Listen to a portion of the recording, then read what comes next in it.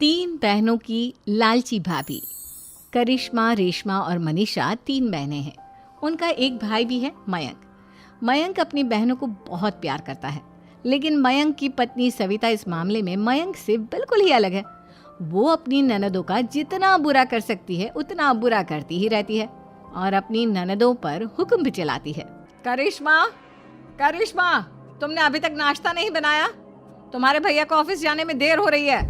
हाँ भाभी, बस अभी बनाती हूँ। करिश्मा, तुम ये ढीलापन छोड़ दो। कल को पराये घर जाना है। वहाँ अगर तुम इस तरह से काम करोगी तो लोग क्या कहेंगे कि माँ ने और भाभी ने कुछ सिखाया नहीं। और तुम्हारी दोनों बहनें कहाँ हैं? रेशमा मार्केट गई है और मनीषा सो रही है। क्या? सुबह के 8 बज रहे हैं और ये महारानी अभी भी सो रही है? ये कहते हुए सविता अपनी सास दुर्गा देवी के पास जाती है। माँ जी, देख रही हो अपनी बेटियों के तौर तरीके? क्या हुआ बहू, सुबह सुबह क्या कर दिया मेरी बेटियों ने? अरे, एक तो अभी अभी उठकर किचन में गई है, दूसरी सुबह सुबह बाहर चली गई और तीसरी अभी तक सो रही है। क्या करूं मैं इन तीनों का? मैं तो परेशान हो गई हूँ। जा जाकर उठा उसे और रेशमा से मैं बात करती हूँ। सविता सीधा मनीषा के कमरे में जाती है और उससे कहती है, महारानी जल्दी उठो, सूरज सर पर आ गया है।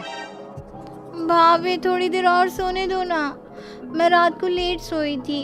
वो क्या ना, यूनिट टेस्ट चल रहे हैं। शराफत से उठती है या नहीं, या फिर पानी की भरी बाल्टी डालूं तेरे ऊपर? नहीं भाभी, मुझे बिस्तर में नहीं नहाना, उठती हूँ मैं। मनीषा जल्दी से उठकर बाथरूम में चली जाती है। सभी आराम से बैठकर नाश्ता कर रहे होते कि तभी रेशमा बाजार से हाथ में सामान लिए आ जाती है। रेशमा को देखते ही सविता उस पर बरस पड़ती है। लो, आ गई महारानी। ऐसा भी क्या सामान लाना था जो सुबह आंख मलते ही बाजार की तरफ रवाना हो गई? भाभी, कल आप ही तो चीख रही थी कि घर का सारा सामान मुझे ही लाना पड़ता है, घर में किसी को भी किसी काम से कोई लेना देना नहीं है। अब मैं बाजार जाकर सामान ले आई तो आपको इस बात से भी तकलीफ हो रही है? देख रही हो माँ जी, अपनी बेटी की जुबान कैंची से भी तेज चलती है। और मयंक, आप तो कुछ कहेंगे नहीं अपनी लाडली बहन को? रेशमा, अपनी भाभी से ऐसे बात नहीं करते। चलो माफी मांगो। भैया, मैं क्यों माफी मांगू? आप भाभी से बोलिए ना कि हम पर कम हुक्म चलाया करे। हम इस घर की बेटियां हैं और आपकी पत्नी की ननद है, नौकरानी नहीं। लो, कर लो बात। इनकी भलाई के लिए कुछ भी बोलो तो इन्हें बुरा लग जाता है।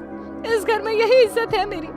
देख लो माँ जी, आपकी बेटी किस लहजे में मुझसे बात कर रही है। सविता वहाँ से चली जाती है। मयंक को बहुत गुस्सा आता है, वो भी वहाँ से चला जाता है। फिर करिश्मा रेशमा को समझाती है, रेशमा, तुम्हें भाभी से माफी मांग लेनी चाहिए थी ना। लेकिन दीदी, मैंने कुछ किया ही नहीं, तो मैं माफी क्यों मांगू? हाँ करिश्मा दीदी, रेशमा दीदी जैसे ही घर में आई, भाभी ही उन पर चिल्ला रही थी। हाँ, मैं मानती हूँ कि गलती भाभी की थी। मैं तो इसलिए बोल रही हूँ कि भाभी ने माँ को तो पूरी तरह अपने वश में कर लिया है। वो हमारी बात सुनती ही नहीं। मयंक भैया हमारे लिए हमेशा खड़े रहते हैं, इसलिए उनकी बात का मान तो तुम्हें रखना चाहिए था ना। कोई फायदा नहीं दीदी, कुछ दिनों की बात और है, भाभी उन्हें भी हमारे खिलाफ भड़का देंगी। फिर वो भी माँ की तरह हमारी किसी बात का विश्वास नहीं करेंगे। इसी तरह सविता अपनी तीनों ननदों को किसी न किसी बात पर परेशान करती रहती थी। एक दिन मयंक अपनी तीनों बहनों के लिए गिफ्ट लाया। क्या रेशमा, ये तुम्हारे लिए हार का सेट। रेशमा, तुम्हारे लिए सुंदर सी ड्रेस। और मनीषा, तुम्हें किताबें पसंद है ना, तुम्हारे लिए किताबें लाया हूँ। थैंक यू भैया। थैंक यू भैया। थैंक यू भैया।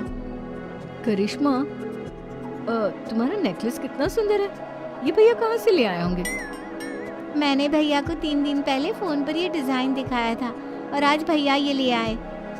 सविता तो अपनी ननदों की गिफ्ट्स देखकर जल गई और करिश्मा का नेकलेस तो उसे भी बहुत पसंद आया था। अपनी बहनों के लिए कितना अच्छा नेकलेस लेकर आए हैं, मुझे कभी कोई गिफ्ट नहीं दिया। मैं आज ही ये हार चुरा लूंगी। रात में सविता करिश्मा का हार चुरा लेती है और इसी तरह उसे अपनी ननदों की जो भी चीज अच्छी लगती वो उसे मांगती नहीं, बल्कि रात के अंधेरे में चुरा लेती। इसी तरह दिन बीतते गए और सविता ने मयंक के दिल में भी उसकी बहनों के लिए नफरत पैदा कर दी। एक दिन मयंक ने करिश्मा और रेशमा के लिए रिश्ता देखा और ये बात उसने घर में सबको बताई। माँ, करिश्मा और रेशमा के लिए बहुत अच्छा रिश्ता आया है।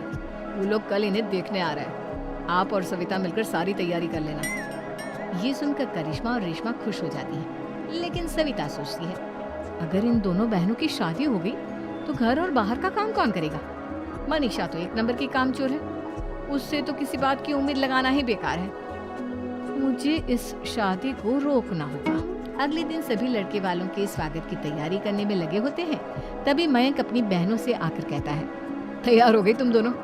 देखो दोनों लड़के बहुत अच्छे हैं, मैं कोई कसर नहीं छोड़ना चाहता, इसलिए तुम उनके सामने अच्छे से बिहेव करना और अपनी भाभी से लड़ने मत लग जाना। करिश्मा, तुम वो नेकलेस पहन लो ना जो मैं तुम्हारे लिए लाया था। भैया मैं बहुत देर से वो नेकलेस ढूंढ रही हूँ, लेकिन मुझे मिल ही नहीं रहा। क्या तुमने नेकलेस खो दिया? तुम्हें पता भी है वो कितना महंगा था? तुम कोई काम ढंग से नहीं कर सकती। मयंक गुस्से में वहां से चला जाता है। थोड़ी देर बाद लड़के वाले भी आ जाते हैं। वो दोनों बहनों को पसंद कर लेते हैं और रिश्ता पक्का हो जाता है। लेकिन सविता के दिमाग में तो कुछ और ही खिचड़ी पक रही थी। वो पंडित जी के पास करिश्मा की कुंडली लेकर जाती है और उन्हें पैसे देकर करिश्मा की कुंडली बदलवा देती है। जब लड़के वालों के पास करिश्मा की कुंडली जाती है तो वो दुर्गा को फोन करते हैं। बहन जी, हमने करिश्मा की कुंडली अपने पंडित जी को दिखाई थी। आपकी बेटी की कुंडली नहीं बल्कि दोषों का पिटारा है। देखिए, मैं और मेरे पति इन सब बातों में बहुत विश्वास करते हैं, इसलिए हम आपकी बेटी से अपने बेटे की शादी नहीं करा सकते। इस तरह करिश्मा का रिश्ता टूट जाता है और सभी घर वालों को बहुत दुख होता है। अब कविता सोचती है, चलो करिश्मा का तो रिश्ता टूट गया, अब रेशमा का भी रिश्ता तोड़ना है। क्या करूं? अब सविता आवाज बदलकर किसी अननोन नंबर से रेशमा की होने वाले ससुराल में फोन करती है। हेलो, मैं कौन हूँ कौन नहीं ये आपके लिए जानना जरूरी नहीं। बस इतना सुन लो कि रेशमा का 2 साल से किसी के साथ अफेयर चल रहा है। बस रेशमा का रिश्ता तोड़वाने के लिए सविता का इतना कहना काफी था। अब रेशमा का भी रिश्ता टूट गया। मयंक और दुर्गा देवी ने रेशमा को खूब खरी खोटी सुनाई और उससे बार बार उस लड़के के बारे में पूछने लगे। आप दोनों मुझे क्यों परेशान कर रहे हो? अरे कोई लड़का होगा मेरी लाइफ में तो मैं बताऊंगी ना, जब कोई है ही नहीं तो कहाँ से लाऊं मैं कोई लड़का? तो तेरे होने वाले ससुराल वालों को फोन किसने किया था? माँ मैं नहीं जानती किसने फोन किया था, मैं सच कह रही हूँ। मैं तो पहले ही कह रही थी इसकी लगाम खींच कर रखो, लेकिन मेरी सुनता ही कौन है। आप चुप रहिए भाभी, ये सब आपका ही किया धरा है। अब तीनों बहनों को विश्वास हो जाता है कि ये सब उनकी भाभी ही कर रही है। तीनों बहनें अपनी भाभी को सबक सिखाने के लिए एक वकील कर लेती है और घर में हिस्सा मांगती। देखो भैया, माँ बाप की जायदाद में जितना बेटों का हक होता है उतना ही बेटियों का, इसलिए इस घर के 4 हिस्से होंगे और हमें अपना हिस्सा चाहिए। मैंने तुम्हारे लिए क्या क्या नहीं किया और तुम इस घर में हिस्सा मांग रही हो? भैया, आप और माँ हम बहनों की कोई बात नहीं सुनते हो और भाभी हमारी शादी नहीं होने देगी क्योंकि उन्हें लगता है कि आप हमारी शादी में ज्यादा पैसा लगाओगे और उन्हें हम जैसी फ्री की नौकरानी कहाँ मिलेगी। तो हम भाभी के साथ तो रह नहीं सकते, हम बहनों को अपना हिस्सा चाहिए। अरे तुम्हें शर्म आनी चाहिए अपनी भाभी पर ऐसा इल्जाम लगाते हुए। वो तुम्हारे बारे में कितना सोचती है। हाँ माँ, भाभी हमारे बारे में बहुत सोचती है। दिन रात बस यही सोचती रहती है कि किस तरह से अपनी तीनों ननदों को परेशान करूं और कभी मुझे पढ़ने भी नहीं देती।